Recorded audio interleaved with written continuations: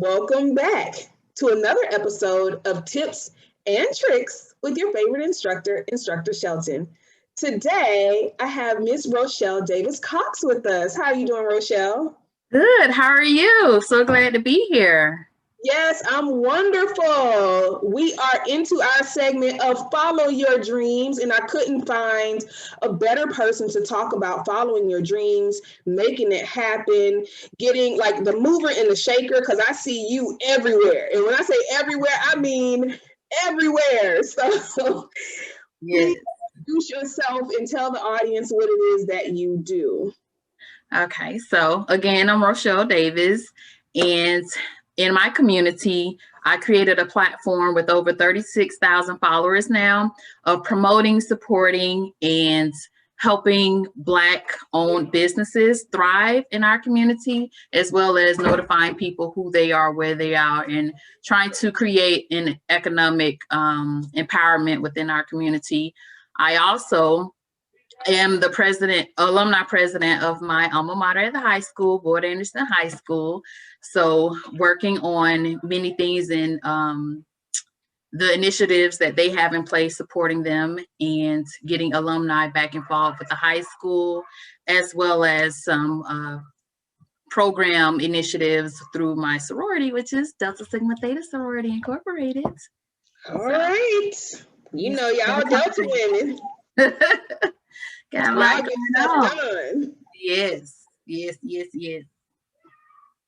right, Rochelle. So when people start talking about following their dreams and they say, you know what, I'm stuck, but I'm really good at this and I just don't know how to start. What tips can you share with them to help people move, like to get them from just thinking about it to actually doing it?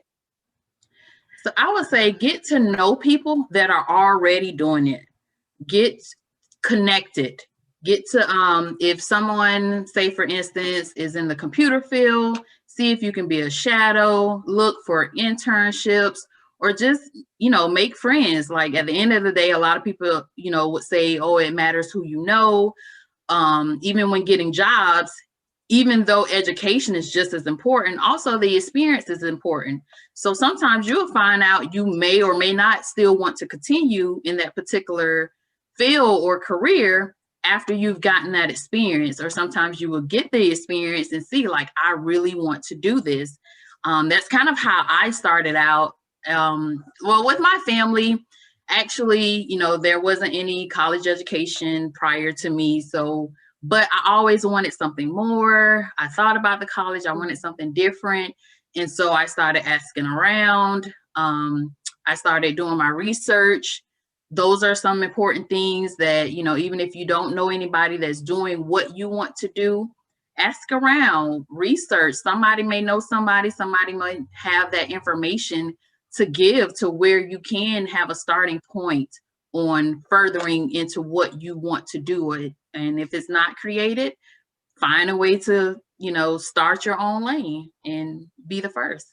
And this is where life coaches come in sometimes.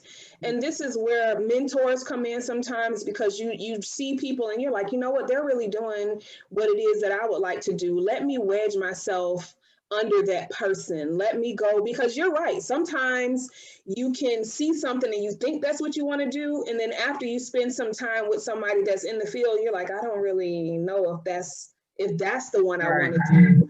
Maybe I want to do something else. So I love to get connected and do some research, wedge yourself under somebody who can mentor you and who can help you kind of show you the ropes. So here's the trick question. What if you don't have a mentor? Like, what if you have an idea in your head, but you don't know who to go to? So I would still say there will be some times like when you really want something and you pray about it, you pray on it. Some people will come into your life that you never expected to. And that's what happened to me. Like I was in a situation, I was shy. I still call myself shy, even though I am outspoken, because I'm more passionate knowing what I want to do, but I'm just shy in addressing it or, attaching myself to it. And then actually one of my sorors, I remember Bernadette, she had a woman empowerment thing that she started up. And she was like, yeah, go for it. Talk to this person, reach out to this person. It was like heavy hitter people that she, assigned me to. And I was like, nah, I'm just little Rochelle. And then she was like, no, do it. And I'll have your back. And so I did it. And the person ended up, in this case, was Janoma Clayton, which is just a remarkable person. And she pushed me to do something outside the box. She pushed me to be greater. She pushed me not to be afraid of people. And it's just like, sometimes we don't either know we need that push or, I was glad that, she became a mentor because she pushed me to do more. And so when she did that, then I found the confidence to, do a little more. And then other experiences through life and through college, it was just like, okay, well, I may not have somebody to tell me, hands on, but then like you said, like a life coach, some people may seek a life coach. Other people, it's good also to surround yourself by people who want to see you win. Yes. So by that, it's like, I remember Teresa Kelly, which is one of the businesses that I support. She was like, Rochelle, you don't have your, your tax ID yet or your EIN for your business yet. And I was like, no, I'm gonna get it. I might. So she was like, no, I'm going to stay on you. And I remember 10 o'clock, 11 o'clock at night, she was like, did you do it? Did you do it? I'm not going to stop aggravating you until you do it. And so those type of people, of being around people that either want to see you win, want to see you thrive, and they may not know. And in this case, she knew, but even with myself and other people come to me now about business ventures, and I'm like, well, I don't know about that career, but maybe you should start looking at this or that or this or that. And that's because I'm a person who truly wants to see people win. And so with them hearing me talk it out, like, hey, look up this, try this, consider this.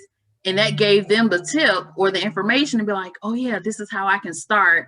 And then they go from there. So definitely, if you don't have a mentor, pray about it. Number one, pray over everything you want to do or think should be for you is, everything. And then, you will either start to see people for who they are. The right people may step into your life, whether it's for a season or not, but the right people will step in. And some people will exit. Yes. So and that door can open now. It's two ways you can go through this door. You coming or you going. Like grandma used to say, either you're going to stay in or stay out. So when that door opens, either you're in or you're out. But the people, things will start to fall into place and you just adhere to that. So you may not start off with a mentor, but you may end up with one. I can definitely attest to that because when I started this podcast, I didn't know anything about podcasting at all. I was just asked to be a guest. And then that rolled over into people sending me inbox messages about advice in terms of teaching and schooling and what is it that I could help them do. And then that kind of rolled into somebody telling me, one of the guys from the EdUp experience telling me, hey, you know what? You need to, put some tips on a podcast. And then I was like, okay, then, it really was not anything that I thought was going to catch on. But the more I did it, the more it caught on. And then I started saying, well, isn't this funny? Life is funny like that. I started saying, so someone who doesn't like small talk, who is an introvert, who doesn't really like to meet new people, got a podcast where you're doing small talk right. and meeting new people. Right. And I don't know if you saw the post that I put on Facebook where I'm speaking at the last city event on the mic in front of everybody. I'm like, but I'm shy. And then it's like, well, talk about, this particular subject. I'm like, oh, okay, I can do that. I can talk when it's about my people, about my school, anything. But it's like, but I'm shy. So definitely when your passion kick in, or like they say, when you're passionate about something, it's not work. So you may be nervous about work or, stressed or bogged down, but when it's something you're passionate about, it gets fun. And it gets like, I never thought that, you can always hope, but even when I started, my platform, it was just, I started out with just wanting to know where I can get something to eat from. And it was like, I want something different. And it went from, well, where did you go? And I was like, okay, Wendy's, nothing different, but I want to know where, some businesses are. And then here we are, 36 point something thousand people from out of state, in state, out of county, all around, like, hey, I want to know where I can spend money at, in your county, around your neighborhood, and who's the who coming to me to ask. And I'm like, what? Like, I didn't see it coming. But, it's so funny that all the, like, even from thinking of what I wanted to be or the change that I wanted to be as I got older, the road didn't look like what I thought it was going to look like, but I'm doing everything that I wanted to do. I just didn't know it was going to look like this.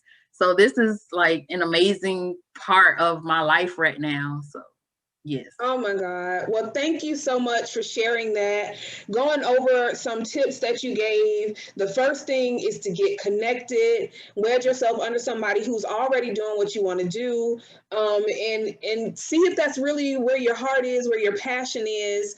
And then after you kind of do that, get yourself some experience, do a little research, make sure you kind of have a little gauge. But before step one, hold on, before get connected, pray about everything. Let me put that pray over everything, honey. Yeah. That is one. And then two is to get connected. And then the other part is surround yourself with people who want to see you win. And that part is so important because support is so important, and surrounding yourself with people who want to see you win, that's amazing. Because I was listening to a sermon the other day by Ebony Wallace, and she was talking about trees in her front yard, and one tree couldn't bear fruit because the other tree was dead, but it was still up.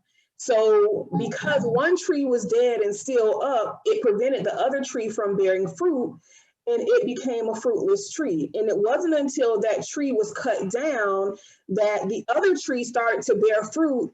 And it really gives way to talking about who we surround ourselves with can drain us of our fruitfulness, and we will become a fruitless tree. And it's like you have all this potential, but because you're surrounding yourself with people who don't want to see you win, and they're literally draining your energy. Right, dead weight. Yeah, you're fruitless. So that passage about surround yourself with those who want to see you win, that to me is like, okay, got to get that part done, because sometimes we don't do that. And it hurts. Just let y'all know, it hurts sometimes when you have to let people go. It does. It's okay. I've had friends where, like, you get so consumed, and I'm a very lovable, friendly person, so I would give all my attention, or I would sacrifice my own attention with, my own family, just to make sure, like, I want people to be at a comfort zone. And it's just like, you can end up giving so much of yourself that you don't have nothing left to give to you or whatever you have going on. And so it's just like, you may get to a point where you just have to say, I can't do nothing for you but pray for you, and just leave it, because my shoulder's being full with your stuff, and I don't have anything left on my plate for my own stuff. Like, no, because some people will, the more they see that their burden can be given on to you and you can accept everything, they're comfortable with that. And so you have to be able to know within yourself to say, enough is enough. I need to, make sure that I'm balanced, and, take your own self-care. And, it's not selfish to take care of yourself. And sometimes that can get lost in the message as well, of knowing when, just because I don't give all of myself to you don't mean I love you any less. It just means I have to take care of me for me to be strong enough to be, caring to someone else. So even with that, yes, that dead tree, like, excuse me, put it to the side. So it's time for me to be fruitful. Yes. All right. And if it is your passion, it's not work. Right now, I'm finding so much joy in doing this podcast, and it doesn't feel like work. I enjoy it. I enjoy meeting the people. I enjoy everything that I learn from everybody that comes on. So I want to thank you again for coming on Tips and Tricks. And this has been another episode of Tips and Tricks, Follow Your Dreams with Danielle Shelton and Rochelle Davis Cox. See you guys later. Thank you. Bye.